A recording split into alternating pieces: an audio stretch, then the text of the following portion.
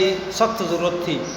मन में कुछ ऐसा वैसा ख्याल आते ही उसने सिर हिलाया तो उसके भीतर जैसे कोई बोल उठा, अरे कारवासकी, पहले ही पता नहीं कि किन कुकर्मों में घुस जा पा रहा है। जो गलत काम कर रहे हैं कुकर्म कहते हैं, कुकर्मों घुस जा पा रहा है। एक और कुकर्म गंदे काम करके क्यों पाप का भागी बनता है? तो इंसान है, उस नाते तेरा कुछ फ़र्ज है। उसने बैंक के अधिकारी को वो लिफाफा सौंप दिया, दे दिया और उससे आग्रह विनती किया कि वे कृपया पता करके इसे इसके मालिक को भेज दें। घर लौटते ही उसका मन बहुत खुश हो रहा था। उसने सोचा यदि मैंने लिफाफा रख लिया होता तो मेरी आत्मा मुझे धिक्कारती, शायद भगवान ने मेरी परीक्षा ली थी। वह साल कारवासकी के लिए बड़े दिक्कतों का था। उसके पिता चल बसे थे, उसकी पत्नी उसे छोड़कर चली गई। उसका बायां पैर तो पहले ही कट गया था और बढ़ते हुए शुगर के कारण दाहिने पैर के कटने की भी नौबत आ गई थी। कहावत है, मुसीबत कभी अकेले नहीं आती। उसका बटुआ कहीं गिर गया, उसमें रखी और सब चीज़ें सुरक्षित थी, पर $150 किसी ने उड़ा दिया, निकाल लिया। उस समय उसे जो निराशा हुई, जो उदासी हुई, उसे याद करके आज भी मन जो है कांप उठता है। लेकिन संयोग देखिए, तभी अचानक उसे $80 कहीं से मिल गए। यह रकम उस व्यक्ति ने भेजी थी जिसका $300 का लिफाफा उसने बैंक के अधिकारी को सौंप दिया था। तो उसने खुश होकर ईमानदारी पर $100 उसको बैंक $300 जो था उसके अधिकारी को सौंप दिया था। निराश होकर जब वो व्यक्ति बैंक के अधिकारी से मिला तो उसका खोया हुआ लिफाफा उसे सुरक्षित मिल गया। उसे ने अपनी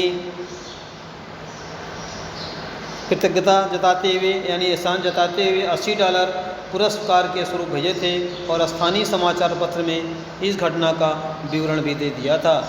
शायद उसे पढ़कर ही लिल मिलर ने उसका चुनाव किया था। संसार में भले आदमियों की कमी नहीं, आज भी संसार में बहुत से भले आदमी हैं। संसार में भले आदमियों की कमी नहीं जो कि अच्छा कार्य करते हैं।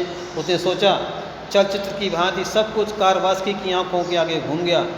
वह खोया सा बैठा रहा, उदास सा बैठा रहा। फिर आंखों से टप टप आंसू गिरने लगे और रह रहकर उसका शरीर यानी बदन कांपने लगा। लिल मिलर उसकी ये अवस्था देखकर द्रवित हो गया, पिघल सा गया। वो कारवासकी के चेहरे पर निगाह गड़ाई रही, किसी को देखती रही ध्यान से। कारवासकी के चेहरे पर निराली मासूमियत, कोमलता थी, आंखों में अद्भुत प्रेम छलक रहा था। कुछ देर रुककर उसे धन्यवाद देकर लिल मिलर चली गई, मानो अभी उसका मन नहीं भरा हो। वह दोबारा कारवासकी के पास पहुंची। इस बार उसके लिए एक स्वेटर, एक कमीज़, लॉटरी की कुछ टिकटें और $500 लेकर आई थी।